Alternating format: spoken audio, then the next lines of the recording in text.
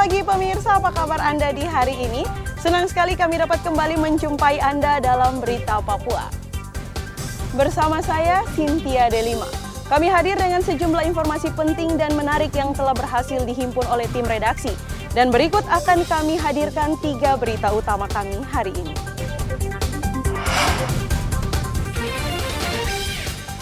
Kelompok kriminal bersenjata serang penambang emas di Pegunungan Bintang. Seorang penambang tewas.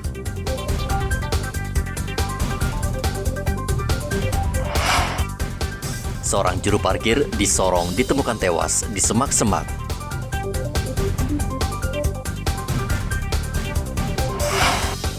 Kedelai mahal, tempe di Merauke langka.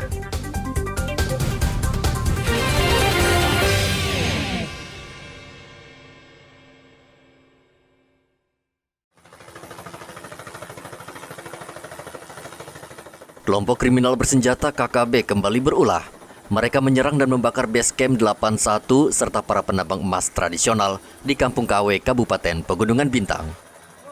Serangan KKB yang berlangsung tidak kurang dari 1 jam menyebabkan seorang pekerja tambang, Rolmo Aldustuna, meninggal dunia akibat luka sabetan senjata tajam. Jenazah Rolmo berhasil dievakuasi dengan menggunakan helikopter ke RSUD Bovendigul. Kapolres Pegunungan Bintang AKBP Cahyo Soekarnito mengatakan pelaku penyerangan adalah kelompok bocor Sobolim dari Yahukimo.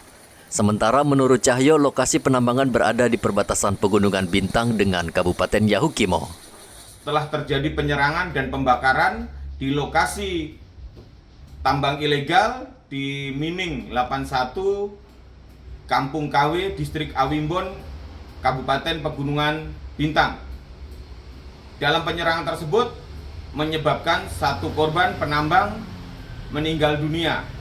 Langkah-langkah yang kami lakukan segera mengkoordinasikan dan melaporkan kepada satuan atas, dalam hal ini Polda Papua, sekaligus berkoordinasi dengan Polres Bovendigul untuk melakukan evakuasi. Karena akses transportasi dan distribusi logistik hanya bisa dijangkau dari Tanah Merah, Kabupaten Bovendigul. Dari informasi di lapangan diperoleh info bahwa pelaku adalah kelompok yang sama dengan yang melakukan penyerangan pada bulan Juli 2022 di Mining 88. Tentunya kami Polres Pegunungan Bintang akan berkoordinasi dengan satuan atas, dalam hal ini Polda Papua, Satgas Operasi Damai Karten, untuk mengkoordinasikan langkah dan penindakan terkait peristiwa tersebut. Saat ini situasi di Kampung KW masih mencekam. Polisi menghimbau para penambang waspada. Sebelumnya, pada 20 Juli lalu, KKB juga menganiaya seorang warga sipil bernama Adis hingga tewas di lokasi yang sama. Hendra melaporkan dari Pegunungan Bintang, Papua.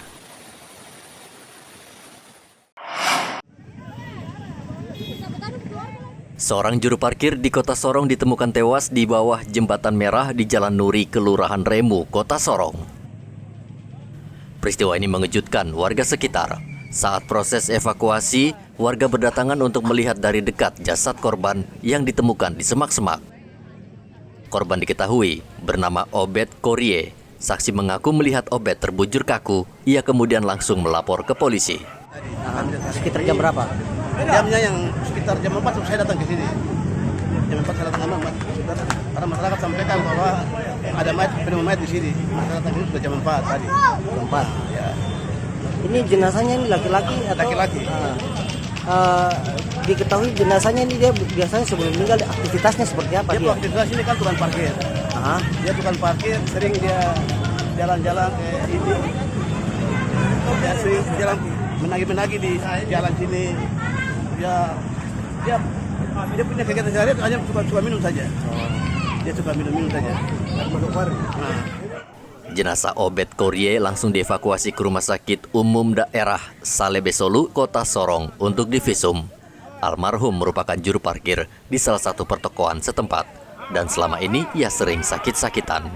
Topan melaporkan dari Kota Sorong, Papua Barat.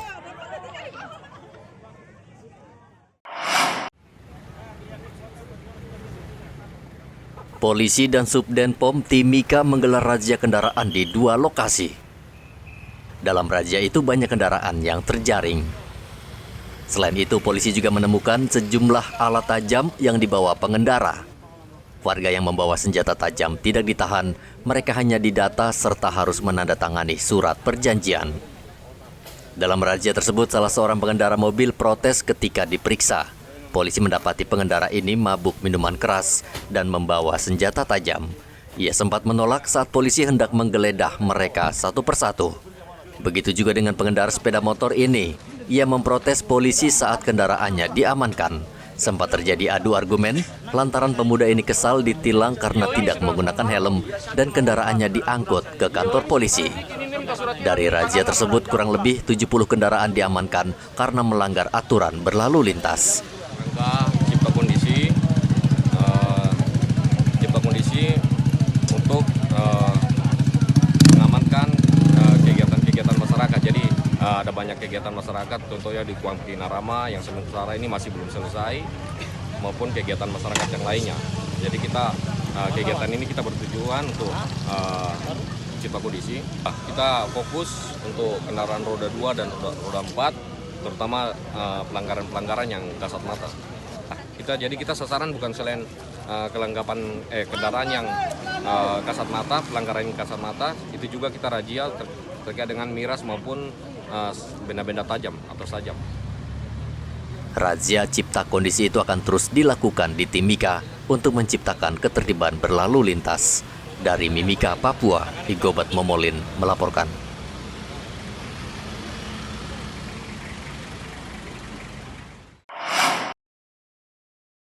Hujan lebat yang terjadi 3 hari lalu telah menyebabkan longsor di distrik Tembagapura, Timika. Akibat longsor, jalan menuju Kampung Banti sempat tertutup akibat material tanah dan batu. Namun sejauh ini tidak ada korban jiwa, hanya 2 orang dilaporkan luka-luka dan saat ini dirawat di Rumah Sakit Tembagapura. Sempat terjadi longsoran, itu tepatnya pukul 18.30 di daerah sekitar Tembagapura. Kemudian untuk keesokan harinya, dari pihak manajemen di bawah pengamanan kami dari pihak Polsek sudah melakukan pembersihan. Jadi untuk hari itu juga, jadi akses jalan yang sempat tertutup karena longsoran sudah bisa dilewati kembali. Untuk korban tidak ada kemana? Korban yang luka-luka memang ada 2, tapi hanya luka ringan. Karyawan ya? Masyarakat. Saat ini jalan menuju Kampung Banti telah dibuka kembali setelah PT Freeport dan TNI Polri membersihkan dan memindahkan material longsor. Dari Mimika, Papua, Igobat Momolin melaporkan.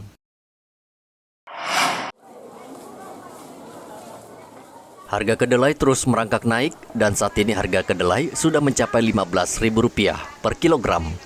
Tingginya harga kedelai ini menyebabkan banyak pedagang tempe di Pasar Wamanggu Merauke berhenti berjualan. Sementara pedagang yang masih menjual terpaksa memperkecil ukuran tempe agar masih bisa meraih untung. Normal lagi. Ya?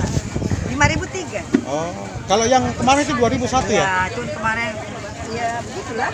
Kenapa sampai naik begitu, Bu? Itu yang pabriknya HB itu terbakar tuh, Mas.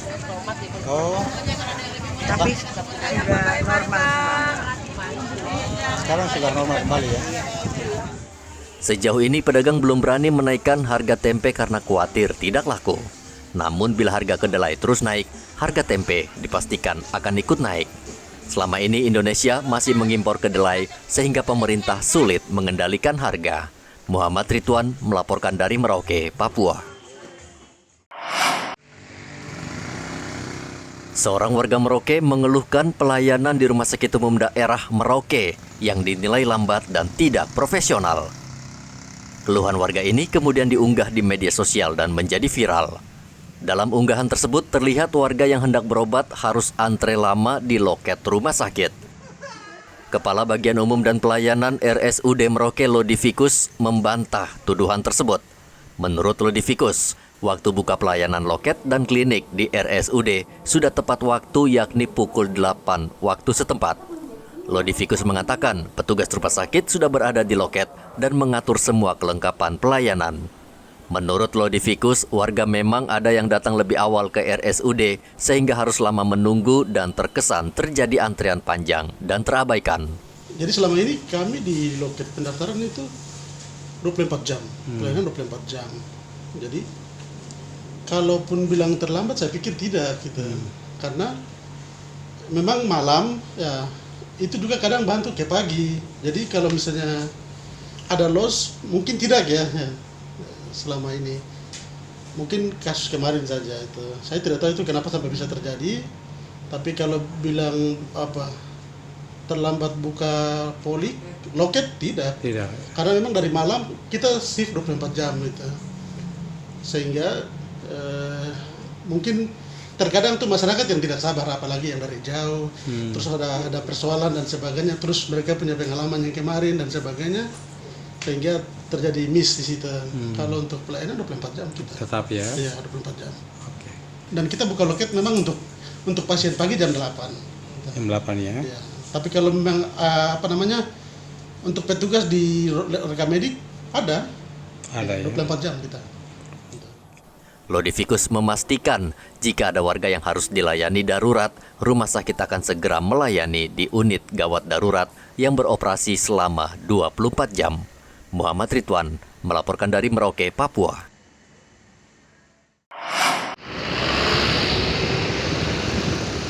Pemerintah membatasi penjualan obat sirup anak untuk mencegah korban yang berjatuhan akibat gagal ginjal akut.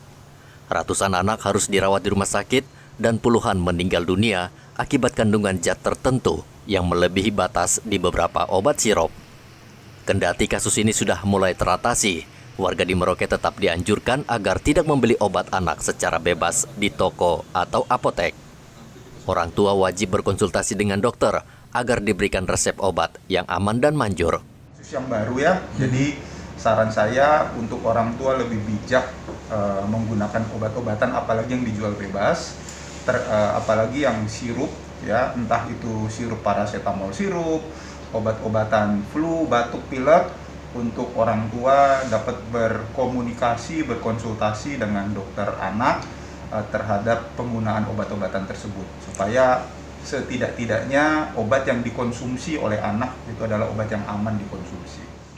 Kemenkes dan BPOM sudah mengizinkan 156 obat sirup untuk dijual di pasaran. Obat sirup yang diizinkan dijual dinilai aman dikonsumsi anak. Kendati demikian, pemerintah daerah tetap diminta terus memonitor dan memberikan edukasi kepada masyarakat agar lebih berhati-hati membeli atau memilih obat yang tepat untuk anak. Muhammad Ridwan melaporkan dari Merauke, Papua. Seluruh awak kapal penangkap ikan Inkamina akhirnya ditemukan dalam kondisi selamat setelah kapal tersebut dilaporkan mengalami kerusakan mesin di perairan laut Tanjung Makoy, Kabupaten Raja Ampat. 9 orang nelayan di kapal tersebut dievakuasi bertahap tim SAR Sorong setelah terombang-ambing cukup lama di lautan. 6 ABK dievakuasi lebih dahulu ke kota Sorong, sementara nahkoda dan 2 orang ABK masih berada di kapal menunggu evakuasi selanjutnya.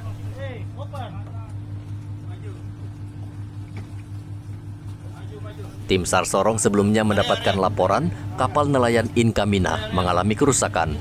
Tim langsung diterjunkan ke lokasi dengan mengerahkan 1 kapal SAR. Topan melaporkan dari Sorong, Papua Barat.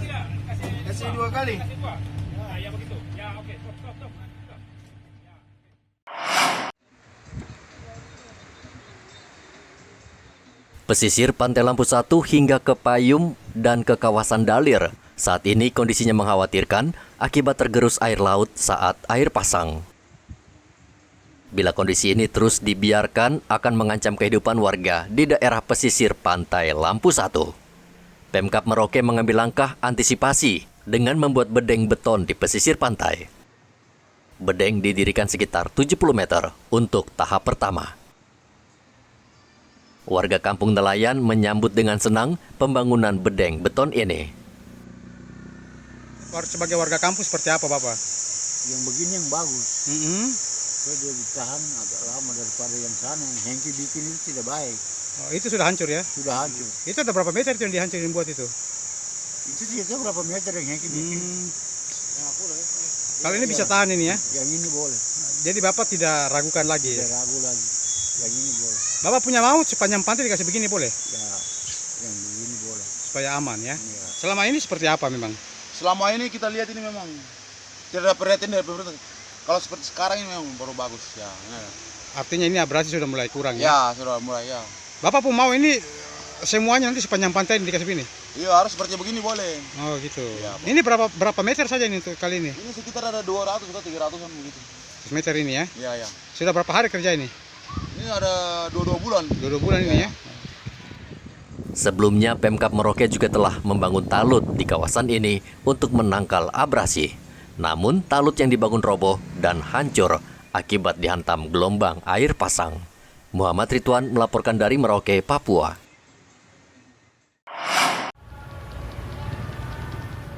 Pemkab Mimika saat ini menyiapkan lahan kosong untuk para pedagang pasar swadaya yang saat ini masih berdagang di Jalan Bayangkara. Pemkab sudah berkali-kali meminta pedagang agar pindah ke pasar sentral. Namun pedagang enggan dan tetap menggelar dagangan mereka di pasar lama. Akibatnya situasi di kawasan itu semrawut dan kumuh. Dinas Perdagangan Mimika sudah melakukan pertemuan dengan para pedagang khususnya mama-mama asli Papua untuk menampung keluhan mereka dan tengah menyiapkan lahan kosong buat mereka. Ini lagi berusaha. Jadi sebelum kita bisa kita tempatkan mereka pada posisinya, kita harus cari tempat mereka dulu. Ini yang pertama. Tapi yang sekarang saya harap oleh Satpol PP, mereka sudah tidak boleh sampai badan jalan. Ini bukan hanya penertiban, tapi kita belum bisa memindahkan mereka. Tetapi kalau kita sudah pindahkan, apabila kita sudah siapkan semua, kita sudah mendengar keluhan dari mereka segala sesuatu, sehingga kita buat sejak pertama kurang lebih tradisi, jiwa, tata cara, pikiran mereka dalam menjual. Nah, kalau kita akan tetap memaksakan mereka di tempat yang mereka tidak kehendaki, dia akan kembali. Nah, sehingga sudah menyelesaikan semuanya. Sekarang kami lagi kerja keras dengan semua pihak, semua teman-teman OPD ini, kita lagi cari bagaimana kita cari solusi untuk kita sudah diskusi rapat sudah 2 kali terkait. Tapi juga bukan itu, persoalan lain lagi adalah persoalan transportasi. Kita benahi ini bukan satu loh. Jadi kalau soal memindahkan pasar-pasar bukan hanya pasarnya, tapi kita harus pikirkan juga yang berpengaruh yang lain, transportasi. Mereka rata-rata tidak mau ke pasar karena kita tidak ada transportasi langsung ke sana. Walaupun kita minta nanti bus jemput ke sana, kita himbau masyarakat juga supaya masyarakat juga yang tertib, pembeli, konsumen. Kalau kita juga saling mendukung, bukan saja mama-mama yang menjual saja kita ini, tapi kita juga harus sadar akan semua ini. Jadi ini saling terikat gitu. Keberadaan pasar lama di Jalan Bayangkara menjadi salah satu penyebab kemacetan dan kesemrawutan. Pemkab berencana menertibkan kawasan ini agar enak dan nyaman dipandang mata. Namun para pedagang bersikeras berjualan karena warga sudah terbiasa berbelanja di pasar lama. Mereka khawatir relokasi ke tempat yang baru justru merugikan mereka. Dari Mimika, Papua, Igobat Momolin melaporkan. Pemirsa, berita yang baru saja Anda saksikan sekaligus menjadi penutup jumpa kita dalam Berita Papua hari ini. Bersama kru yang bertugas, saya Cynthia Delima mengucapkan terima kasih atas perhatian Anda. Kami pamit undur diri, selamat pagi, semangat pagi, Wanyambe.